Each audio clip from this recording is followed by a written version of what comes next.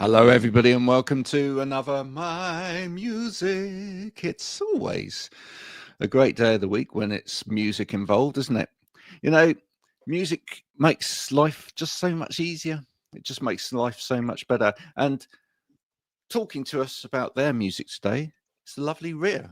Hello. Hello. I enjoy your background already. It's kind of outdoorsy with a kind of purpley, smoky vibe. For all of Thank those you. who are just listening to this as you're traveling around wherever you are in the world. You might be on an aeroplane right now, and if you look out the window, you might see Ria going past in the clouds. That's kind of what it looks like. We'll be back to find out all about Ria and her music straight after this. Keep on, don't stop.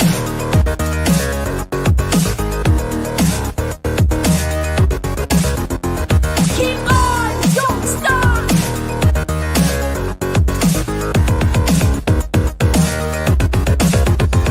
Keep on, don't stop.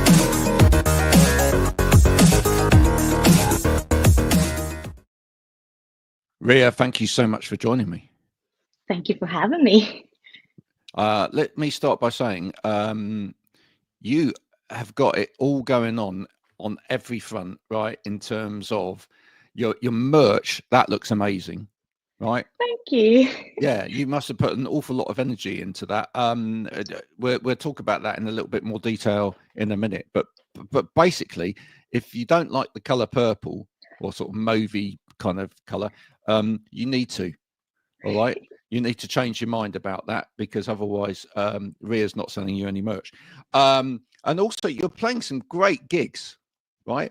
Coming up. You're actually playing some amazing places and you've played some amazing places. But I mean, Union Bar in Belfast, you've got that coming up Friday, the 6th of June. Looking forward to that. Thank you. Yeah, we're really excited. It's our second headline show in Belfast. We like in rehearsals every day, working on something really great, atmospheric, cool vibes. Cool. How would you describe what it is that you make music wise? Come on, give it to the people out there that haven't heard your music yet so that they get like when you go to an ice cream stand and there's all of those different flavors out there and people are going, oh, which one do I choose? Do I get like a scoop of that and a scoop of that? Right. Almost describe your music as ice cream because that's that's the way, right? So I think if we were an ice cream, we'd be obviously purple, bright purple ice cream with like those fizzy candy that you kind of get and it sort of fizzes in your mouth, but it's still like sweet and sour at the same time. That's us. I love that. Yeah. A little bit of Parma Violet because it's purple, but also it's kind of like, you've got to, it's got to be adventurous. Yeah. Sonically.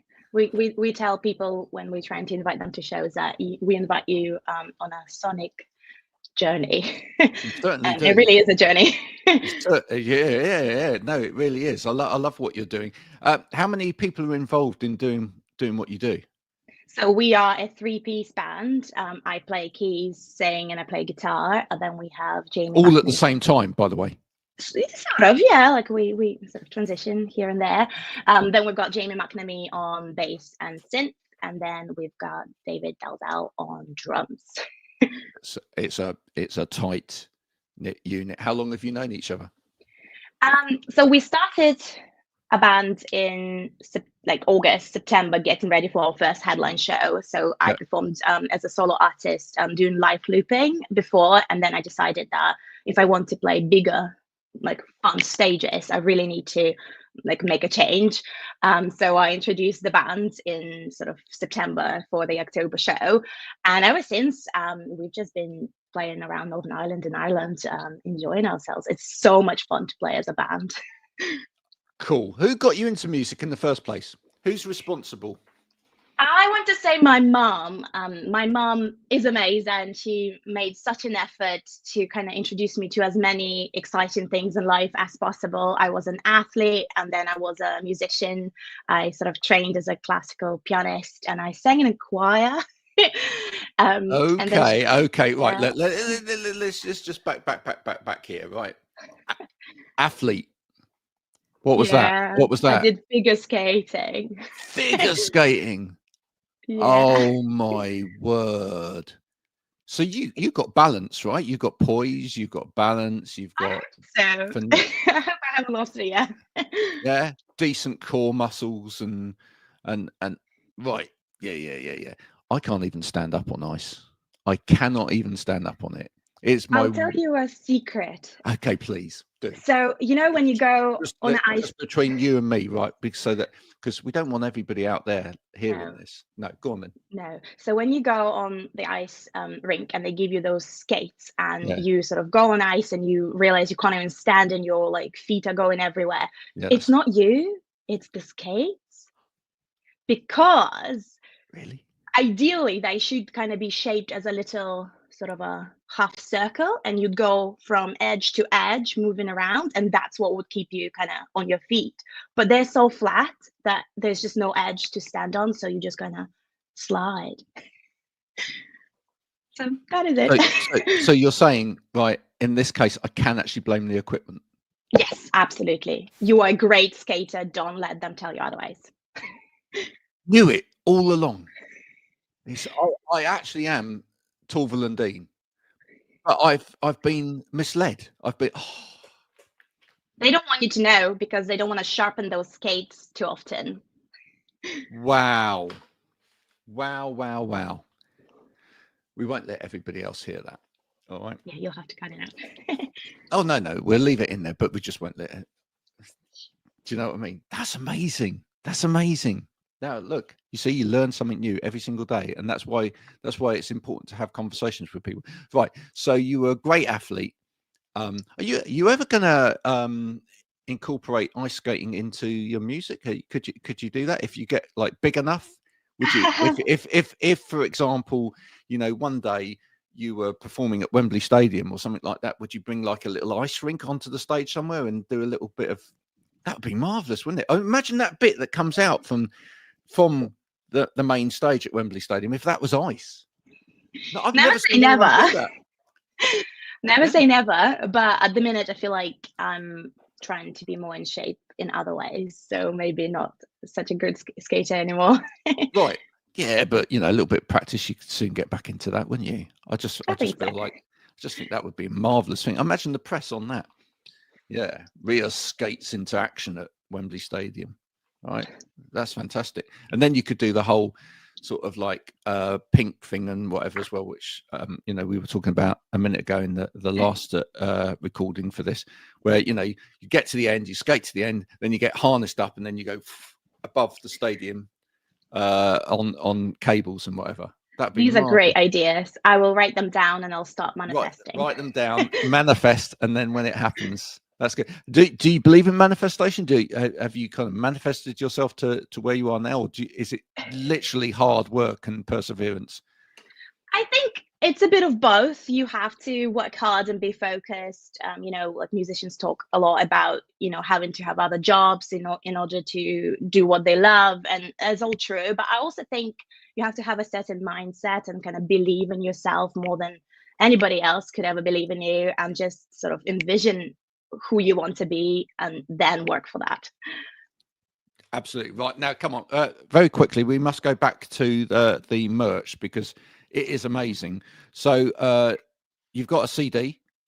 Tell people about the CD first of all, because that's the important thing, because that's got the music on. And then let's go through. You've got T-shirts, you've got tote bags, you've got badges. You've even got little bracelets with something written on it, which is really important. And I want you to tell me about why the difference, right? Why the difference?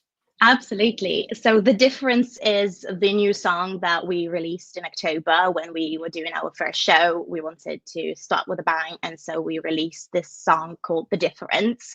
And the song talks about the little steps that you can take right now in order to make your life better. So you don't have to have this big plan and sort of strategize for months. You can just do something today, and tomorrow you'll feel better. So that's it says, I actually have a t-shirt. It says one step forward. Look at that. You see, truly makes the difference. And so all the merch is kind of revolved around that. So we've got CDs, which I'm a big fan of physical merchandise, so I really wanted to have a CD. And it has the actual song that you can hear on Spotify, but it also has a very special acoustic version with like a real violin on it. And that one is currently only available if you buy the CD. So nobody else heard it so far. I love that. I love that. Yeah. And then go on. Yeah, go. No, sorry, just wanted, because you asked me about the bracelets, and then obviously on that theme, we've got the difference throughout all the physical goods, and those bracelets I actually make myself, and they're unique. You can't find like the same bracelet at all, because they're all slightly different in kind of purple blue vibes, and they all say the difference, or they'll say my name, or sometimes I'll introduce like a one step forward, or shall we begin. It's all the lyrics from the song basically. I love that. Listen, I've got a great marketing idea for you, and I want people to take part in this as well. Okay, especially with the bracelets. Okay, you're going to be busy making bracelets when I put this out there, folks. I want you to go and buy now one of the different bracelets, but I want you to then photograph yourself, right, making a difference somewhere with the bracelet in there. Okay, and then I want you to then send that to Ria on her socials, so she can do a little compilation of that together, and then one of you will win a little prize. We don't know what the prize is yet, but we'll sort something. All right, but only if we get like thousands of them, right? Thousands and thousands of you doing that. She's going to have to go into mass production. She might have to be up late with the fairies to keep up with the demand, but hey ho, that's the price of fame, you know. But that would be nice, wouldn't it, if people did that? Absolutely, I really love this idea. It's really meaningful, and I think that's when I wrote this song. That's when I sort of was introducing it to the world. That's what I said. I hope it inspires you to go and do something for your dreams right now. Just like when I was writing this song, I sort of was a bit in a rut, and that really was kind of like self-advice for me. Yeah. So it could be like you know, just somebody helping somebody with their homework, or maybe visiting a care home to you know, look after an elderly relative or something, and maybe even like handing them the bracelet, you know. Oh, yeah. Imagine some old people wearing your bracelets. Nice. That's beautiful. That would be lovely. And also to all you men out there, because like, you know, some men aren't like with it when wearing bracelets. There's nothing wrong with wearing bracelets. Listen, I'd like to see someone wearing one of Ria's bracelets in a board meeting or something. That would be great. In a suit, in a board meeting somewhere, right? Just let's do it. That would really make me smile. All right. Just that little glimpse of purple hanging out in like, you know, a board meeting somewhere in the UK. That would be marvelous, because you know, people need that in their lives. They need a little encouragement into doing something different, don't they? I mean, you actually, because you got here early for your interview, so you heard some of the previous conversation. Did you pick up on some of the conversation that we were having about you know, people posting, and like people just posting for the sake of posting, and then not necessarily actually getting out there and doing things? I mean, with a song like The Difference, you must kind of believe in that theory that actually the problem is that we actually just need to actually do stuff. Yeah, no, I completely agree. I think social media is a wonderful place when you use it right and you use it for a reason. And yeah, I think everything you do online should kind of transfer into your real life as well. So it's important to kind of do both. I agree. Yeah, no, absolutely. I also like the fact that, like you've got shots on I always comment on people's Instagrams because that's quite often where I find people in the first place, etc. But, alongside like the glittery dress shots, that's a nice glittery dress, by the way. Where did you get that one from? Thank you. I think it's River Island. It was really spontaneous. Nice, isn't I it? was waiting for a different dress, a purple one, to come in, and then it wasn't right at all, and I was panicking. I think it was a week before the show, and I was walking in Belfast, and I just saw it right there. So there you go. There you go. But I love the fact that alongside that, you're quite happy to be photographed in like, your blue coat and you're holding your mug. I think that's great. I feel like you're exploring like the glam side of yourself and the sort of down to earth side of yourself all at the same time. You feel like that's important on things like social media to show that kind of balance?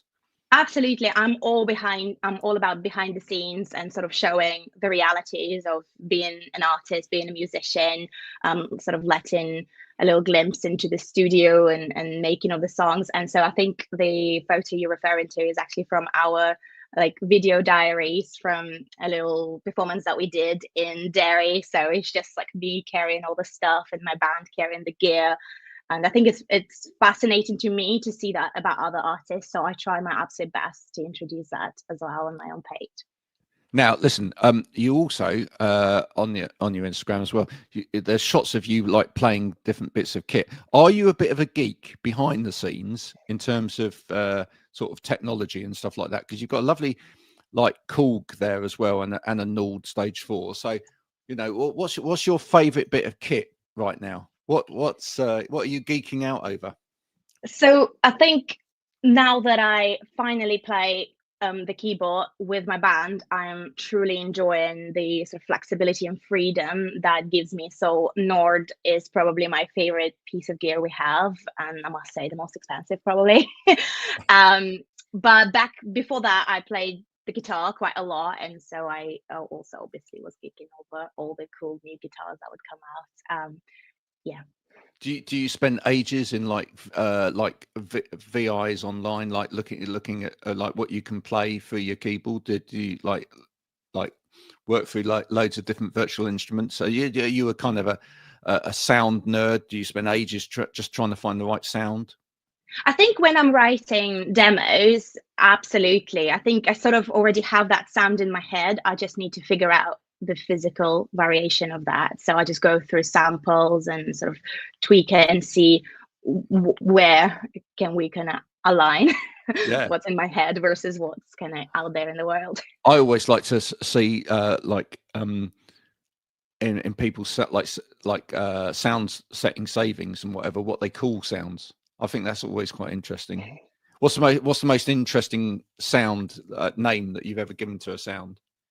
Ooh, that's a really good question. I think I try to make it clear to myself, because the problem is that you are in this creative flow. You like all those things, you save them, and then you cannot remember what was it for and where is it. And then so when you give it a generic file name like G758416 or something like that, it's like, oh, which was that? I don't know. Yeah. So, I think I was just naming it sort of for the difference for the next song. So that I can then come back to it. Right. Pretty much. Yeah. I know some people like give them like, really cool names like Spearmint Vibe.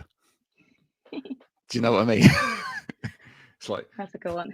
Purple Haze or something like that. Do you know what I mean? It's like Fish and Chip Sunday. Great names for sounds. Yeah. What's the bit about making music? This is always a tough one for people, but what's the bit about making music that's the hardest for you? I think for a while, actually, because I started just with a piano and then I moved to the guitar, and I didn't have that sort of technical knowledge. I didn't know what Ableton was, or I didn't know like how to operate like a pedal and make a cool sound out of it. So I think for a very long time it was transferring those ideas in my brain, how I wanted to sound, into the real me. Like I didn't want to always apologize and say, but on the recording, I actually sound so much better, but this is just like the live easy version. So for a very long time, it was kind of beefing up that live sound and transferring all my ideas into reality. Yeah. So actually getting together with other bandmates that have got skills and whatever in those sort of sets as well, has that really helped? Has that kind of like really sort of ups your level of knowledge?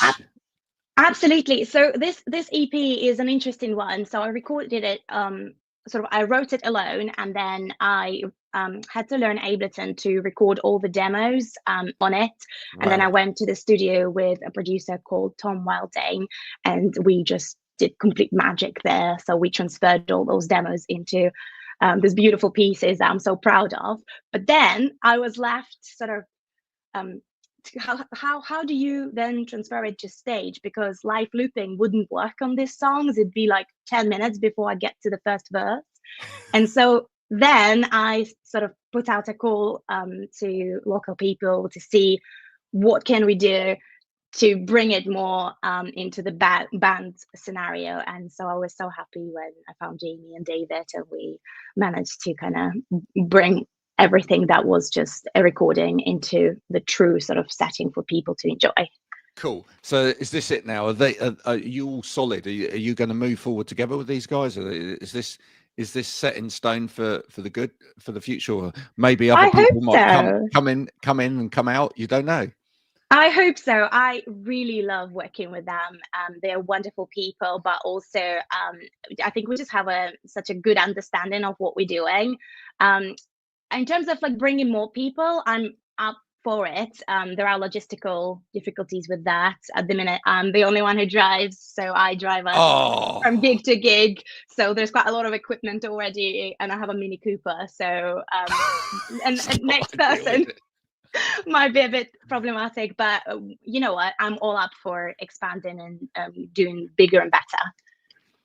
I love that. I've got a Mini Cooper, and I'm the only one that drives, and I'm in a band. That's brilliant.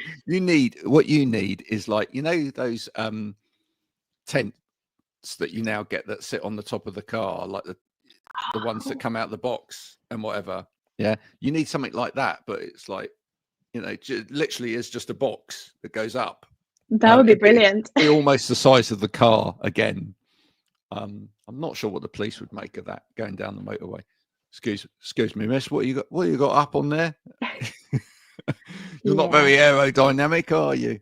There we go. But in the meantime, we got really good at Tetris. There's like a very strict sort of method to the madness, how you put everything to the boot. Wow. So it literally has to go in the right order. If you almost got it written down in like packing order sort of thing in order to get it there. That is tremendous. That is absolutely tremendous. Listen, thank you so much for coming in and talking today about your music. It's been an absolute pleasure talking to you. How can the people out there help you? Oh, thank you. Thanks for having me, first of all.